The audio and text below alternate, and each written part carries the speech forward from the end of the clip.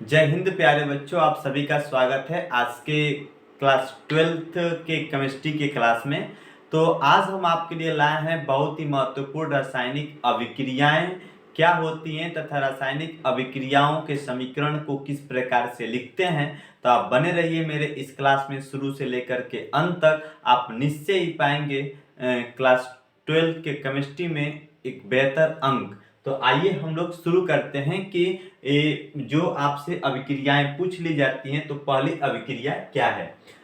प्यारे बच्चों, जैसे आप पढ़े हैं कि वुड्स अभिक्रिया क्या होती है। थोड़ा सा हम कलम ले लें यहां से। सबसे पहले हम लोग देखना ये चाहते हैं कि अभिक्रियाओं के बारे में। तो अभिक्रिया में जो पहली हम लोग की अभिक्रिया होती है जिसका नाम है वुड्स अभिक्रिया। प्यारे बच्चों, जो वुड्स अभिक्रिया होती है एक किस प्रकार की अभिक्रिया होती है इसको हम लोग समझने की कोशिश करते हैं। ये आपसे थियरी में या रासायनिक अभिक्रिया में अथवा में करके 4 से 5 नंबर में आपसे सवाल पूछ लिए जाते हैं। तो वुड्स अभिक्रिया क्या होती है? तो जब एल्किल हाइलाइट के दो अणु को शुष्क ईथर की उपस्थिति में सोडियम धातु के साथ क्रिया कराते हैं तो एल्केन प्राप्त होता है। तो जब एल्केन प्राप्त होता है तो जो इस प्रकार की अभिक्रिया होती है इसी अभिक्रिया को हम लोग वुड्स अभिक्रिया कहते हैं। जैसे मान लीजिए कि आपका CH3 सिंगल बॉन्ड Cl है, इसको हम लोग बोलते हैं मेथिल क्लोराइड है। और मेथिल क्लोराइड की क्रिया अगर हम सोडियम धातु से शुष्क ईथर के प्रेजेंट में कराते हैं तो बनता है CH3 सिंगल बॉन्ड CH3। इसको हम लोग एथेन कहते हैं, +2 NaCl बनता है जिसे सोडियम क्लोराइड के नाम से जानते हैं। तो ये जो आपकी अभिक्रिया बनी, ये जो आपकी जो अभिक्रिया है इसी अभिक्रिया को वुड्स अभिक्रिया के नाम से हम लोग जानते हैं। आइए प्यारे बच्चों नेक्स्ट क्वेश्चन देखते हैं। नेक्स्ट आपका जो क्वेश्चन है यहाँ पे, अगली जो आपकी अभिक्रिया है ये भी बहुत ही महत्वपूर्ण है। ये अभिक्रिया आपकी यही है कि वुड्स फिटिंग अभिक्रिया क्या होती है। तो वुड्स फिटिंग अभिक्रिया, इसके पहले था कि वुड्स अभिक्रिया, अब क्या आ गया आपका वुड्स फिटिंग अभिक्रिया हो गया। तो वुड्स फिटिंग अभिक्रिया क्या होती है कि जब एक अणु एल्किल हाइलाइड का हो और एक अणु एरिल हाइलाइड का हो, इसको शुष्क ईथर की उपस्थिति में सोडियम धातु के साथ क्रिया कराते हैं तो एल्किल एरीन, जिसको हम लोग टॉलुइन कहते हैं, प्राप्त होता है।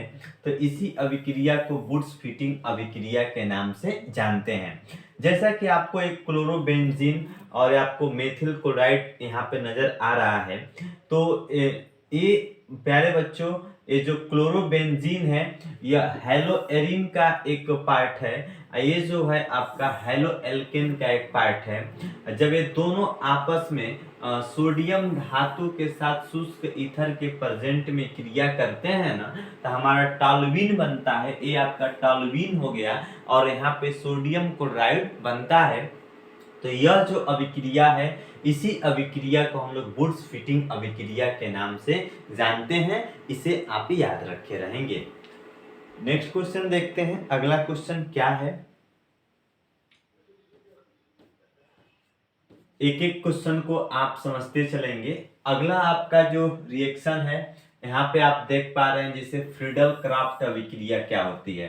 प्यारे बच्चों, अगर हम लोग बात करें फ्रीडल क्राफ्ट अभिक्रिया की कि फ्रीडल क्राफ्ट अभिक्रिया क्या होती है, तो आप समझ लेंगे कि जो निर्जल एल्युमिनियम क्लोराइड की उपस्थिति में अगर बेंजीन की क्रिया एल्किल हाइलाइड से कराने पर टॉलुइन बनता है तो इसी अभिक्रिया को हम लोग फ्रीडल क्राफ्ट अभिक्रिया के नाम से जानते हैं। तो ये जो बच्चों अभिक्रिया होती है ये अभिक्रिया हम लोग की फ्रीडल क्राफ्ट अभिक्रिया होती है। जैसे कि आपका ए बेंजीन है और मेथिल क्लोराइड है, इसकी क्रिया हम निर्जल हमने बताया कि एल्युमिनियम क्लोराइड के उपस्थिति में कराते हैं तो हमारा एक टॉलुइन बनता है और यहाँ पे HCl हाइड्रोक्लोरिक अम्ल बनता है। तो यह जो अभिक्रिया आपको नजर आ रही है इसी अभिक्रिया को फ्रीडल क्राफ्ट अभिक्रिया के नाम से जानते हैं। इसको देख लेंगे, समझ लेंगे अच्छा से। चलिए, 3 अभिक्रिया हो गई। आपकी जो चौथी अभिक्रिया है प्यारे बच्चों हम बता दें, ए अभिक्रिया, इसका नाम है आपका कि ए है राइमर टीमन अभिक्रिया। तो राइमर टीमन अभिक्रिया क्या होती है? अगर राइमर टीमन अभिक्रिया की बात करें हम, तो हम आपसे बता दें कि राइमर टीमन अभिक्रिया में यही होता है कि जब आपका जो फिनॉल होता है, फिनॉल में क्लोरोफॉर्म मिलाकर कास्टिक सोडा, जिसको सोडियम हाइड्रॉक्साइड कहते हैं, के साथ 333 केल्विन ताप पर गर्म करते हैं ना, तो सैलिसिल एल्डिहाइड बनता है। तो इस अभिक्रिया को हम लोग राइमर टीमन अभिक्रिया के नाम से जानते हैं। प्यारे बच्चों, जैसा कि आपका फिनॉल है और फिनॉल की क्रिया हम क्लोरोफॉर्म से कराते हैं और इसमें मिला लेते हैं कॉस्टिक सोडा और इसको 333 केल्विन के टेम्परेचर पर जब गर्म करते हैं ना, तो गर्म करने से क्या होता है कि सैलिसिल एल्डिहाइड बनता है, यही मुख्य उत्पाद होता है, और सोडियम क्लोराइड प्लस जल भी बनता है। तो ये जो संपूर्ण आपको अभिक्रिया नजर आ रही है, इसी अभिक्रिया को राइमर टीमन अभिक्रिया के नाम से हम लोग जानते हैं। इसको याद रखे रहेंगे आप कि राइमर टीमन अभिक्रिया क्या होती है। चलिए, आपका जो 4 प्रकार की हमने अभी तक अभिक्रिया बताया, आपका जो 5वीं अभिक्रिया होती है, जैसा कि आप यहाँ पे देख पा रहे हैं, ये जो 5वीं अभिक्रिया है इसको कहते हैं विलियमसन संश्लेषण। ये बहुत ही बेहद इंपॉर्टेंट अभिक्रिया है कि विलियमसन संश्लेषण अभिक्रिया क्या होती है। तो हम बता दें आपको बाबू कि जब एल्कोक्साइड को एल्किल हाइलाइड के साथ गर्म करते हैं ना, तो ईथर प्राप्त होता है। तो ईथर प्राप्त होता है, तो इसी अभिक्रिया को हम लोग विलियमसन संश्लेषण अभिक्रिया के नाम से जानते हैं। जैसा कि आपका C2H5ON है, इसको हम लोग सोडियम एथॉक्साइड कहते हैं, और C2H5Cl है तो इसको एथिल क्लोराइड कहते हैं। जब सोडियम एथॉक्साइड की क्रिया क्या करेंगे बाबू, एल्कोक्साइड को एल्किल हाइलाइड के साथ गर्म करते हैं, ठीक है। तो सोडियम एथॉक्साइड की क्रिया अगर हम एथिल क्लोराइड के साथ करते हैं, इसको जब गर्म करते हैं तो यहाँ पे ईथर बनता है और सोडियम क्लोराइड बनता है। तो यही जो अभिक्रिया है, इसी अभिक्रिया को विलियमसन संश्लेषण अभिक्रिया के नाम से जानते हैं। चलिए नेक्स्ट, अगला आपका अभिक्रिया है, ये भी महत्वपूर्ण अभिक्रिया है, इसको हम लोग कहते हैं कोल्बे श्मिट अभिक्रिया। तो कोल्बे श्मिट अभिक्रिया क्या होती है, इसको समझने की कोशिश करते हैं। तो इसके पहले आपने जैसे विलियमसन संश्लेषण अभिक्रिया को समझा, ठीक उसी प्रकार से आपकी कोल्बे श्मिट अभिक्रिया होती है। इसमें यही होता है कि ये भी कह सकते हैं कि कोल्बे श्मिट अभिक्रिया वो अभिक्रिया होती है जिसमें सोडियम फिनॉक्साइड कार्बन डाइऑक्साइड के साथ 4 से 8 वायुमंडलीय दाब व 398 से 413 केल्विन ताप पर अभिक्रिया करके सोडियम सैलिसिलेट बनाता है, जो सांद्र हाइड्रोक्लोरिक अम्ल के द्वारा अपघटित होकर सैलिसिल अम्ल बनाता है। तो इसी अभिक्रिया को हम लोग कोल्बे श्मिट अभिक्रिया के नाम से जानते हैं। प्यारे बच्चों, ये सोडियम फिनॉक्साइड है और ये आपका कार्बन डाइऑक्साइड है। हम दाब 4 से 8 एटीएम लेते हैं और टेम्परेचर 398 से 413 केल्विन के ताप पर जब इसको गर्म करते हैं ना, तो सोडियम सैलिसिलेट बनता है। आपका सोडियम सैलिसिलेट है और यहाँ पे सैलिसिलिक एसिड बनता है। तो ये जो संपूर्ण अभिक्रिया आपको नजर आ रही है ना, इसी अभिक्रिया को हम लोग कोल्बे श्मिट अभिक्रिया के नाम से जानते हैं। इसे आप याद रखे रहेंगे।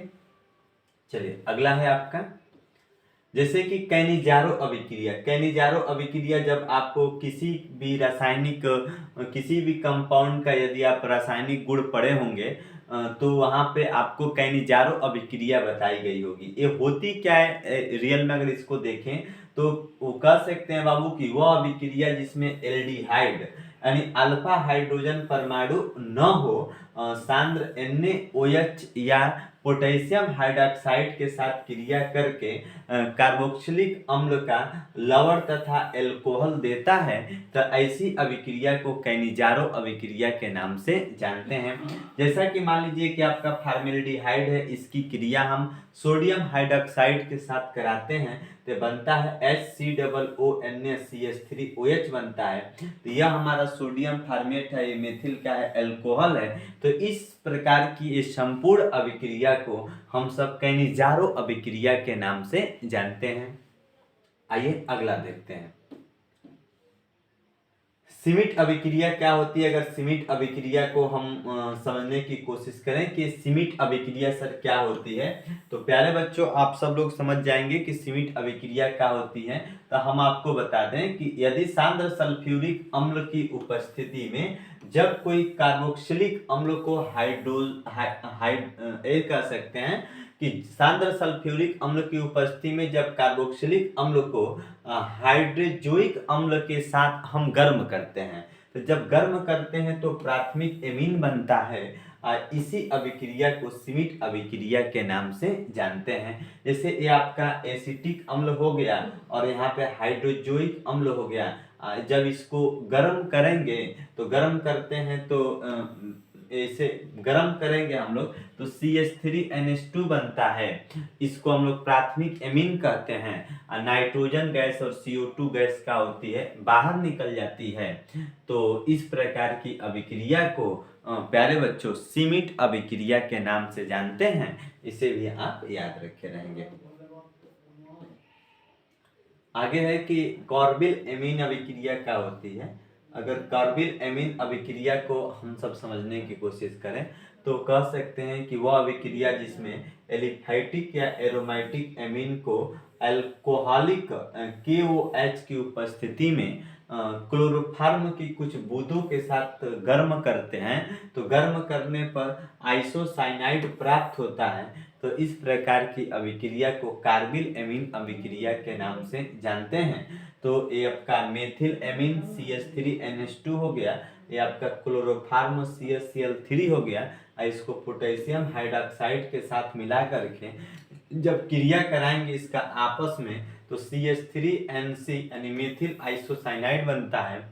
पोटेशियम क्लोराइड और क्या बनता है बाबू, जल बनता है। तो ये जो आपको अभिक्रिया नजर आ रही है, इसी अभिक्रिया को कार्बिल एमीन अभिक्रिया के नाम से हम लोग जानते हैं। इसे आप पूरी अच्छी तरीके से याद रखे रहेंगे। चलिए अगला आपका क्वेश्चन है हाफमान। प्यारे बच्चों अगला क्वेश्चन है कि हाफमान ब्रोमाइड अभिक्रिया क्या होती है। अगर हम बात करें कि हाफमान ब्रोमाइड अभिक्रिया क्या होती है तो कह सकते हैं कि जब एमाइड की अभिक्रिया ब्रोमीन तथा प्रबल क्षार के साथ कराते हैं या कराई जाती है तो प्राथमिक एमीन बनता है। तो ऐसी अभिक्रिया को हम लोग हाफमान ब्रोमाइड अभिक्रिया के नाम से जानते हैं। तो क्या कहेंगे कि सर जब एमाइड की अभिक्रिया ब्रोमीन तथा प्रबल